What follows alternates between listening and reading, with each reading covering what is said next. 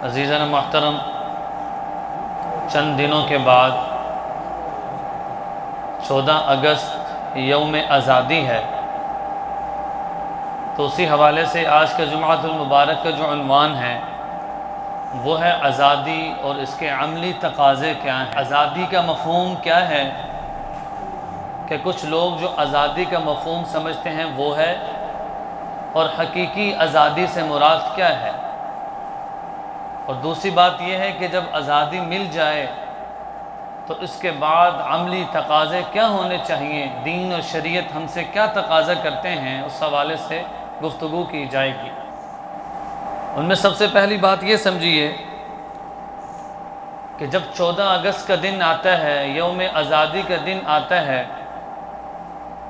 तो ये इस वजह से भी अहमियत का हामिल है कि 20 लाख लोगों की अनथक कुर्बानियों के बाद, और जब मुसलमानों की तहज़ीब और सकाफ़त, अदल व इंसाफ, और अगर वो माईशत हो तो उसकी बात हो, ये बिल्कुल तबाह होकर रह जाए और मुसलमानों को अदल व इंसाफ में, माईशत में, सकाफ़त में कम जाने लगा, तो उस वक़्त अजदाद ने एक मेहनत की। 20 लाख लोगों की मेहनत के नतीजे में अल्लाह रब्बुल इज़्ज़त ने जो ख़ित्ता अता किया, और उस ख़ित्ते का नाम पाकिस्तान है, कि जिसमें मुसलमान अपनी मर्ज़ी से नमाज़ पढ़ सकते हैं, ज़मीन की हर जगह पर नमाज़ पढ़ सकते हैं, आज़ादी से रोज़ा रख सकते हैं, दीन के जितने भी उसूल हैं उन पर वो पाबंदी के साथ अपने आप को ये तारे आमाल कर सकते हैं। ये इसका बुनियादी मकसद था। कुरान पाक की ये जो आयत पढ़ी है, सहाबा रिज़वानुल्लाह अजमाइन को जब मक्का में कुफ़ार ने तकलीफ़ दी और मुशरिकीन मक्का मुसलमानों को हर तरह से अज़ियत और तकलीफ़ देने पर तुले हुए थे, तो वहीं पर अल्लाह रब्बुल इज़्ज़त ने मुसलमानों को हिजरत करने का हुक्म दिया। और ये जो हिजरत करना था, ये मुसलमानों को उन कुफ़ार के मज़ालिम और जो मुसलमानों को कम तर समझते थे, उनकी इस हैसियत को ख़त्म करने के लिए अल्लाह रब्बुल इज़्ज़त ने मदीना में मुसलमानों को हिजरत करने का हुक्म दिया। और कुरान पाक में अल्लाह रब्बुल इज़्ज़त ने इस आयत की तरफ इशारा फरमाया, अल्लज़ीना इन मक्कन्नाहुम, वो लोग कि जिनको हमने ज़मीन पर ठिकाना दिया। और इस ठिकाने देने का हमारा मकसद क्या था? अक़ामुस्सला, कि वो नमाज को कायम कर सकें, आतवुज़्ज़का, और वो ज़कात को अदा कर सकें, व अमरू बिल मारूफ़, वो लोगों को अलल एलान अच्छाई का हुक्म दे सकें, व नहौ अनिल मुनकर, और वो मुसलमानों को और वो लोगों को बुराई से मना कर सकें। इस बात पर हमने मुसलमानों को ठिकाना दिया। तो ये उस वक़्त 1400 साल पहले भी अल्लाह रब्बुल इज़्ज़त ने सहाबा रिज़वानुल्लाह अजमाइन को जब ख़ित्ता अता किया, तो उस वक़्त ये फरमाया था कि हमने मुसलमानों पर ये एहसान किया।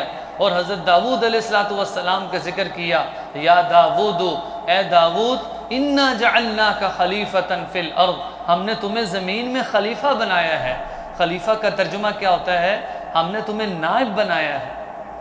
फ़हकुम बैनन नास, तुम लोगों में इंसाफ को कायम करो, लोगों में अल्लाह के अहकामात को जारी करो। वला तत्तबिअल हवा, और वो ख्वाहिशात की पैरवी न करें, फ़युज़िल्लका अन सबीलिल्लाह, जो अपनी ख्वाहिशात की पैरवी करते हैं वो अल्लाह के रास्ते से भटक जाते हैं। का मुताला करें तो हमें ये नज़र आता है कि अल्लाह रब्बुल इज़्ज़त ने जितने भी नबियों को नाजिल किया, मबऊस किया, उन सारे नबियों का मकसद क्या था? कि लोगों को लोगों की ग़ुलामी से निकाल कर एक मालिक और खालिक की ग़ुलामी में ले आए। जिस नबी के भी मुताला करें, जिस नबी की सीरत को भी पढ़ें, तो उसमें बुनियादी मकसद ये नज़र आता है कि वो कौम बुत परस्त थी। कौम आद हो, कौम समूद हो, कौम शुआइब हो, कौम मदियन हो, तो कोई सूरज की परस्ती करता है, कोई चाँद की, तो वो चाहे इब्राहीम अलैहिस्सलाम की कौम क्यों ना हो। लेकिन नबियों का मकसद क्या था? कि बंदों की ग़ुलामी से निकाला जाए। अगर कोई आदमी ये समझता है मैं इसका ग़ुलाम हूँ, ये मेरा हाजत रवा है, ये मेरे मसाइल हल कर सकता है, तो नबी का बुनियादी तालीमात में ये बात थी कि वो लोगों की जहन सादी करे कि तुम किसी के ग़ुलाम नहीं हो, तुम आज़ाद हो। इंसान अगर ज़िंदगी में आमाल का पाबंद है, वो अल्लाह रब्बुल इज़्ज़त की ज़ात है कि जिसने अपने कुदरत से इसको तख्लीक किया है। इंसान सिर्फ उस मालिक का तो ग़ुलाम हो सकता है, किसी इंसान का नहीं हो सकता। और फिर इस रियासत में ये बात बताई कि अगर किसी की तालीमात में दुनिया और आखिरत की कामयाबी हैं, अगर कोई आइडियल और नमूना इस रियासत के लिए है, तो वो आइडियल और नमूना इमामुल अंबिया वजह कायनात जनाब रसूलुल्लाह सल्लल्लाहु अलैहि वसल्लम की ज़ात को अल्लाह ने बेहतरीन नमूना बना दिया। इसलिए ज़े मोहतरम, जब मुसलमानों के हुकूक तलफ़ किए जाने लगे, उनको कम से कम तर समझा जाने लगा, तो उस वक़्त अजदाद ने मेहनत की है और उस मेहनत के नतीजे में अल्लाह ने ये आज़ाद रियासत जो अता की। इस आज़ाद रियासत का मकसद क्या था कि अल्लाह की ज़मीन पर अल्लाह का निज़ाम कायम हो, इस्लामी उसूलों की बुनियाद पर तमाम अहकामात अल्लाह की इताअत व फर्माबरदारी वाले हों। तो इसलिए कुरान पाक में भी अल्लाह रब्बुल इज़्ज़त ने सहाबा को यह फरमाया, वज़्कुरू इज़ अंतुम क़लीलुम मुस्तज़अफ़ून फ़िल अर्ज़। जब सहाबा ने हिजरत की थी, उस वक़्त मुसलमानों के हालात बड़े कशीदा थे। ज़ाहिर कुफ़ार मक्का तकलीफ़ देते थे। पिछले जुमे में भी ये बात अर्ज़ की, चाहे वो हज़रत खब्बाब रदी अल्लाह अन्हु हो, हज़रत बिलाल हबशी रदी अल्लाह अन्हु हो, तो कुफ़ार ने हर कोशिश की मुसलमानों को तकलीफ़ देने की कि इस कलमे को छोड़ दें।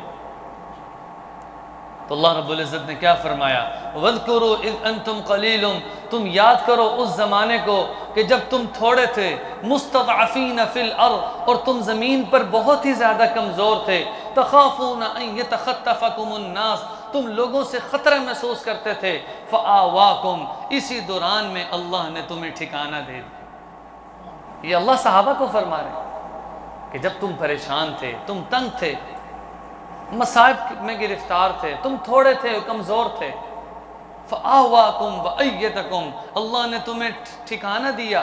सिर्फ ठिकाना नहीं दिया, वअय्यदकुम बिनस्रिही, अल्लाह ने उसके पीछे पुष्ट पनाही की और तुम्हारी मदद और नुसरत की। और सिर्फ मदद और नुसरत ने की, वरज़क़कुम मिनत तय्यिबात, अल्लाह ने अपनी नेमतों से नवाजा, पाक रोज़ी तुम्हें अता की। तो इसलिए उलमा ने लिखा है कि इसी तरीके से ये जो रियासत बनी है, इसका बुनियादी मकसद भी क्या है, इताअत व फर्माबरदारी। जब अल्लाह की इताअत व फर्माबरदारी आम होगी, इस्लामी उसूलों को सामने रखा जाएगा, तो फिर अल्लाह की मदद व नुसरत जैसे सहाबा के साथ थी, तो इस उम्मत के साथ भी हो। इसलिए फरमाया कि चूँकि ये नियाबत है, जैसे हज़रत दाऊद अलैहिस्सलाम को अल्लाह ने क्या फरमाया, या दाऊद इन्ना जअलना का खलीफा, हमने तुम्हें नायब बनाया। नायब किसको कहते हैं कि जो अल्लाह के पैगामात और अल्लाह के अहकामात को अल्लाह के बंदों तक पहुँचा दे। अब अज़ीज़ मोहतरम, ये बात वाज़ेह है कि ये बहुत बड़ा अलमिया है कि जब अंग्रेज़ और हिंदुओं के जुल्म व सितम से मुसलमानों ने तंग आकर एक डिसीजन लिया और इसका फ़ैसला हुआ और बहुत से जानें गंवाई गईं, तो आज की जो उन अजदाद की जो तीसरी नस्ल है, वो बड़ी मासूमियत से ये सवाल करती है कि पाकिस्तान को क्यों बनाया गया था, अगर ना बनता तो क्या होता। इस किस्म के सवालात, अगर दोनों इकट्ठे रहते रहते तो क्या हर्ज था। और फिर ये भी सवाल होता है कि अगर दोबारा इकट्ठे हो जाएंगे तो क्या हो। हज़रत मोहतरम, ये बात ज़रा सोचिए, आज़ादी की कदर पूछनी हो, उनसे पूछिए कि जिनके मुल्क में उनको नमाज़ें पढ़ने तक की इजाज़त नहीं है। आज़ादी की कदर पूछनी हो, उनसे पूछिए कि उनके साल हा साल गुजर गए, उनके कानों ने कभी अज़ान की आवाज़ों को नहीं सुना। और अगर आज़ादी की कदर पूछनी हो, उनसे पूछिए कि जिनके रोज़ ईमान को ख़तरा महसूस होता है कि जैसे ही वो अपने ईमान को जाहिर कर देंगे तो उनको मार दिया जाएगा। ये आज़ादी की कदर है अज़ीज़ मोहतरम। इसलिए ये जो सवाल करना बड़ा आसान है, लेकिन हमारे अजदाद ने जो अपनी जानें दी हैं और 20 लाख लोगों की जानें गई हैं, वो जानें देना मुश्किल था। ये हमारे लिए तीसरी नस्ल के लिए बात करना आसान है। इसलिए आगे जब बात करेंगे कि इसका तकाज़ा क्या है, तो इसके तकाज़े में सबसे पहली बात यही आएगी कि इजहार तशक्कुर हो, अल्लाह का शुक्रिया अदा किया जाए। इसमें ये सबसे मैं अहम बात बताता चलूँ कि आजकल माजरत के साथ जब ये बात सुनने को मिलती है कि जी आज़ादी है हमें, तो आज़ादी का गलत मतलब लिया जाता है। आज़ादी का मतलब ये लिया जाता है मज़हब बेजार। मैं आज़ाद हूँ, नमाज़ पढ़ूँ या ना पढ़ूँ आपको क्या, मैं आज़ाद हूँ, रमज़ान है मैं रोज़ा नहीं रखता, मैं आज़ाद हूँ। तो जी मोहतरम ये आज़ादी का गलत तसव्वुर रवाज पाया आम हो रहा है कि लोग ये समझते हैं कि आज़ादी का मकसद ये है कि बस अपनी मर्ज़ी की जाए, मज़हब में मैं आज़ाद हूँ, मैं चाहूँ नमाज़ पढ़ूँ और मैं चाहूँ ना पढ़ूँ, अल्लाह के अहकामात की मैं कितनी तकमील करता हूँ ये मेरा मसला है, मैं आज़ाद हूँ। तो ज़ीन मोहतरम ये बात गलत है।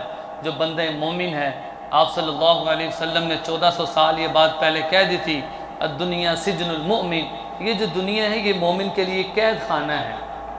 अब कैद खाने में आदमी की अपनी मर्जी होती है, कोई नहीं होती। और मैं कि वजन्नतुल काफिर, हाँ ये दुनिया जन्नत भी है, लेकिन किसके लिए, काफिर के लिए। अल्लाह ने उसको छूट दे दी है, क्यों कि उनका मकसद दुनिया है, वो दुनिया में तरक्की करते हैं, वो दुनिया को हासिल करने के लिए अपनी तमाम तर सलाहियतों को सर्फ करते हैं। लेकिन जो बंदे मोमिन हैं उनके नज़दीक दुनिया एक आर्जी ज़िंदगी है, इंसान की जो ज़िंदगी है वो आर्जी है। ये जितने मर्जी भी प्लानिंग कर ले, लेकिन मौत के सामने इसका कोई बस नहीं चल सकेगा। हर चीज़ का दिफा कर सकेगा, लोगों को पैसे दे के अपने काम करवा लेगा, लेकिन मौत के सामने किसी की कोई नहीं चल सकेगी।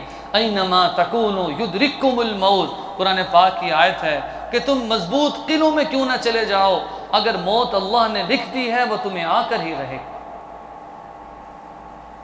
तो इसलिए ज़ीर मोहतरम ये आज़ादी का मकसद है कि अल्लाह रब्बुल इज़्ज़त ने जिन अहकामात का हुक्म दिया उनको बजा लाया जाए, इताअत और फर्माबरदारी की जाए, और आज़ादी के साथ आमाल किए जाएं। ये मुराद है, ये मुराद नहीं है कि मैं अपने आमाल करने में, इताअत करने में या आज़ाद हूँ, ऐसी बात नहीं है। मोमिन पर हर वक़्त अल्लाह के अहकामात मुतवज्जे हैं, आप सल्लल्लाहु अलैहि वसल्लम के तरीक़े मुतवज्जे हैं हर वक़्त।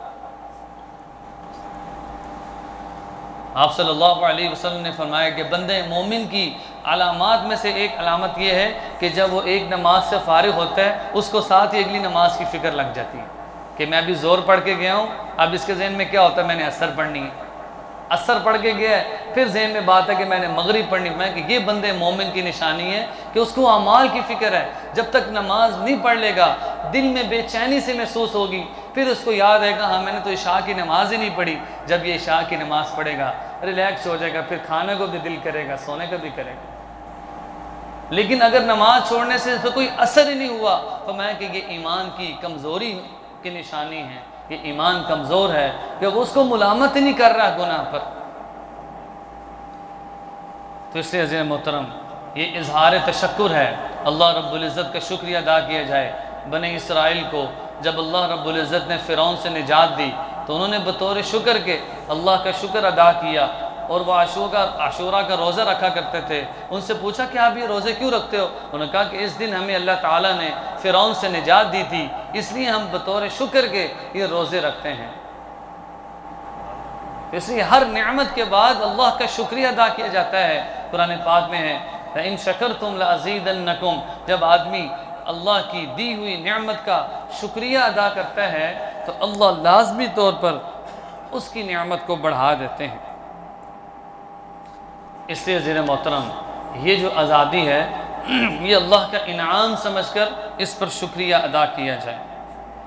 इसी तरह मुहाजिर सहाबा रिज़वानुल्लाह अजमईन जब उन्होंने मदीने में हिजरत की थी तो उन्होंने अपने इलाका, अपना वतन, अपना माल व जान और अपने जितने भी असबाब थे उन सारी चीज़ों को छोड़कर अल्लाह के लिए और अल्लाह के हुक्म की तकमील के लिए वहाँ पर हिजरत की और उन्होंने छोड़ा।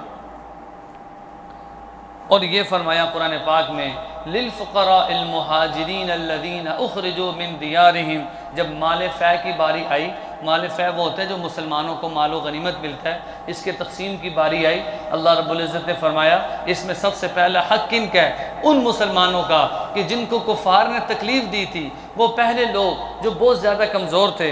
अल्लाह रब्बुल इज़्ज़त ने फरमाया लिलफ़ुक़राइल मुहाजिरीन, ये फ़कीर मुहाजिरीन के लिए है। अल्लज़ीना उख़रिजू मिन दियारिहिम, वो फ़कीर मुहाजिरीन कौन थे? कि जिनको उनके घर से निकाल दिया गया, लेकिन इसके बाद वो क्या करते रहे? यब्तगून फ़ज़लन मिनल्लाह, वो अल्लाह की रज़ा की तलाश में आगे ही बढ़ते रहे। उन्होंने नहीं परवाह किया कि उनको घरों से निकाला गया है, उनके घरों को छीन लिया गया, उनके माल और दौलत को छीन लिया गया, लेकिन यब्तगून फ़ज़लन मिनल्लाह, उनका जो बुनियादी मकसद था वो ये था कि किस तरह अल्लाह हमसे राज़ी हो जाए। तो इसके बदले में मैं कि अल्लाह रब्बुल इज़्ज़त की तरफ से उन पर मदद और नुसरतें हुई। अल्लाह ने उनको ऐसा माल अता किया कि उनको अगर कमाते मेहनत करते उनको वैसा न मिलता जैसे अल्लाह ने सहाबा की कुर्बानियों के नतीजे में उनको दुनिया अता की थी।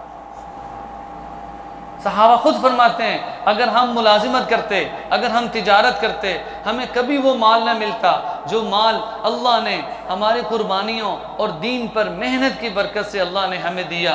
और ये वाज़ेह है कि हमें इस माल से मोहब्बत नहीं। हमें फ़ारूक रज़ी अल्लाह अन्हु के सामने कैस और किसरा जब फतह हुआ और सोने चांदी के जब ढेर लगे तो रोना शुरू कर दिया कि यही वो माल है जो मुसलमानों में फितने का सबब बनता है, जो एक भाई को दूसरे भाई से लड़ा देता है। इसलिए ज़ीन मोहतरम, ये तो है सारी बातें कि आज़ादी से मुराद मज़हब की आज़ादी नहीं है, बल्कि आज़ादी से मुराद अमाल की आज़ादी है कि इसमें जितने चाहे कोई रोज़े रखे, जितनी चाहे नमाज़ें पढ़े, जितने चाहे सदका और खैरात करे। अब बात यह है कि इजहार आज़ादी का तरीक़ा क्या होना चाहिए। कुछ लोग सवाल करते हैं कि जी ये बात अजीब है कि हमें आज़ादी भी ना मनाएं, आप आज़ादी का इजहार तो करना चाहिए। तो आज़ादी का इजहार भी शरीयत ने बताया है। एक वो है जो अपने जहन से बना लेता हूँ, दीन वो नहीं जो मेरा जहन कहता है, बल्कि मैं देखूँ इस काम में अल्लाह का हुक्म क्या है और नबी सल्लल्लाहु अलैहि वसल्लम का तरीक़ा क्या है। अब क्या ख्याल है कि आज़ादी का ये तरीका ठीक है कि इधर हम नमाज़ पढ़ रहे हैं और गली में बच्चे जा रहे हैं और बाजे बजाते जा रहे हैं, या एक समझदार बंदा उसने बाजा पकड़ा और बजाता जा रहा है, सबकी नमाज ख़राब हो रही। फिर यही सवाल करते हैं कि भाई ये क्या हम इजहार भी ना करें? आप पाबंदी लगाते हैं कि हम आज़ादी का इजहार करें। अज़ीज़ मोहतरम, आज़ादी का इजहार ज़रूर करना है, लेकिन सबसे पहली चीज़ जो उलमा ने भी बताई है वो शजरकारी है। दरख्त लगाएं, उसके साए के नीचे लोग बैठेंगे, उससे लोगों को फ़ायदा होगा। एक मुसलमान की सबसे अहम बात यह है कि उसके ज़रिए से दूसरे मुसलमानों को फ़ायदा हो, और कमज़ोर मुसलमान की निशानी ये है कि उसकी वजह से दूसरे मुसलमानों को तकलीफ़ हो। बग़ैर मकसद के सड़कों पर निकलना, और अगर कोई एम्बुलेंस पे मरीज़ है तो वो रास्ते में दम तोड़ जाए, उसको रास्ता ही ना मिले। और घर में कोई मरीज़ है वो आराम चाहता है, कोई बूढ़ा आदमी है वो आराम चाहता है, लेकिन इस कदर शोर हो कि वो आराम ही ना करना चाहे। तो बताएं ये एक दीन और इस्लाम है, और ये मैं अपने मुसलमानों की खैर ख्वाही का जज्बा अपने दिल के अंदर रखता हूँ। तो इसलिए मोहतरम, सबसे पहले उलमा ने लिखा है कि इसमें शजरकारी हो। चूँकि अब 14 अगस्त आएगा, उस हवाले से ये गुफ्तगू हो रही है। शजरकारी हो, दरख्त लगाने की मुहिम चलाई जाए, और उसके बाद ये है कि अल्लाह रब्बुल इज़्ज़त का शुक्रिया अदा किया जाए। ये जितने भी लग़वियात हैं इन सब से बचा जाए, और ये इस बात से बचा जाए कि नमाज़ों को छोड़कर दूसरे कामों में लगें। जैसे ही नमाज का वक़्त हो, मैं कि नमाज का एहतमाम हो। इसलिए ये सारी चीज़ें कि जो लोगों की तकलीफ़ का सबब बने, उन सारी चीज़ों को हमने छोड़ने हैं और उसके हम नीयत करें। अगर कोई इस तरह कर रहा है उसको प्यार मोहब्बत से समझाएं। हाँ, झंडी लेकर देना, झंडा लगाना ये मना नहीं है, क्योंकि इससे मुसलमानों को तकलीफ़ ही नहीं हो रही। लेकिन तकलीफ़ की जो चीज़ें हैं उनसे छोड़े। और अगर ये काम भी ऐसे हैं कि जो नमाज से, आमाल से गाफिल कर देते हैं, तो फिर ये भी ठीक नहीं। इसलिए शरीयत ने कहा वो काम कि जो आमाल से गाफिल कर दे वो मबगूज़ है, वो ठीक नहीं है। तो इसलिए नमाज़ों का एहतमाम, अल्लाह रब्बुल इज़्ज़त का शुक्र अदा किया जाए, सदका व खैरात हो। और अगर हम में से किसी के अजदाद ने कुर्बानी की तो उनके नाम पर हमें साले सवाब करें।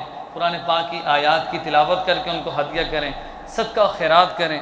ये सारी वो चीज़ें हैं जो करने की हैं। इसलिए इसमें तजदीद ईमान का सबक है कि अपने ईमान की तजदीद करनी है कि आम और ख़ास जितने भी हैं वो सारे के सारे नियत कर लें कि जिसका इस मुल्क के बनाने का जो मकसद था, वो सबसे पहला मकसद क्या था कि इसमें तमाम उसूल इस्लामी उसूलों के मुताबिक होंगे। और दूसरा ये है कि इसमें ऐसा माशी निज़ाम होगा कि जिसमें कोई गरीब नहीं रहेगा, जिसमें सूदी निज़ाम नहीं होगा, जिसमें कर्ज़े नहीं लिए जाएंगे, इसकी भी कोशिश हो। और जहाँ तक मेरे इख्तियार में है मैं इससे अपने आप को बचूँ। हर आदमी ख़ुद तो बच सकता है, सूद से बच सकता है और इसी तरह रिश्वत से बच सकता है, झूठ से बच सकता है। ये वो सारी चीज़ें हैं कि जिनका ताल्लुक़ अफराद के साथ है। कोई आदमी कहते हैं कि तो सियासी निज़ाम है, भाई सियासी निज़ाम तो अल्लाह करे ठीक हो जाए, लेकिन जो चीज़ मेरे मुताल्लिक़ हैं मैं कम अज़ कम उन चीज़ों को ठीक करने की कोशिश करूँ। इसी तरह फरमाया कि रियासत मदीना के जब वो कायम हुई रियासत, वो रियासत मदीना है, उसके तकाज़े क्या हैं? सबसे पहली बात, पिछले जुमे में आप हज़रात के सामने सहाबा रिज़वानुल्लाह अजमईन की कुर्बानियों का जिक्र किया था।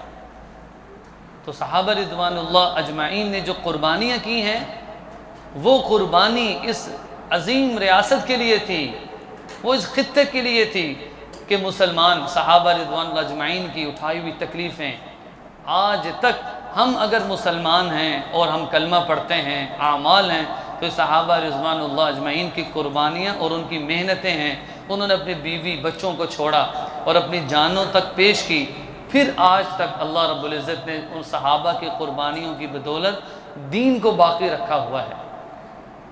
इसलिए ये थी इस्लामी रियासत, मदीना की रियासत, कि जिसमें लोगों को आसानी और लोगों की तकलीफ़ को दूर करने का ख्याल होता था। और दूसरी चीज़ ये है कि अल्लाह के दीन को ज़िंदा करने की कोशिश हो। सबसे पहले अगर अपनी ज़ात की बात है कि मैं अल्लाह के अहकामात को पूरा करने की कोशिश करूँ, मैं आप सल्लल्लाहु अलैहि वसल्लम की सुन्नतों के मुताबिक अपनी ज़िंदगी गुजारने की कोशिश करूँ। इसी तरह हज़रत उमर फ़ारूक रज़ियल्लाहु अन्हु जब उन्होंने गवर्नर बनाया तो गवर्नर को इस बात की तलक़ीन कर रहे हैं कि देखना, अल्लाह का खौफ अपने दिल में रखना और नमाज़ों का एहतमाम करना। तो क्या ही वो गवर्नर थे कि जितने भी मातहत लोग थे उनको आमाल की दावत दे रहे हैं, उनको तकवा की दावत दे रहे हैं और नमाज की दावत दे रहे हैं। तो इसलिए मोहतरम, जब ये चीज़ें होंगी, जब तमाम निज़ाम सूद से पाक होगा और माशी निज़ाम मुस्तहकम होगा, मैं कि उस वक़्त अल्लाह रब्बुल इज़्ज़त की मदद और नुसरत जैसे सहाबा रिज़वानुल्लाह अजमईन के साथ थी, ज़रूर इस उम्मत के साथ भी होगी।